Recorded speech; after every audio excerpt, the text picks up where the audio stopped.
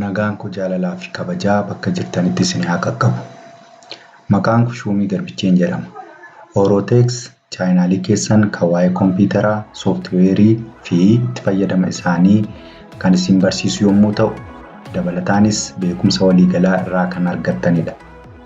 Maatii chaayinaalii kanaa taatanii kan jirtaniif galatoomaa isiniin jechaa, warri maatii kanatti dabalamuu feetanis like, subscribe, share fi comment gochuun maatii keenyatti dabalamuudhaan nu waliin hojjechuu ni dandeessu.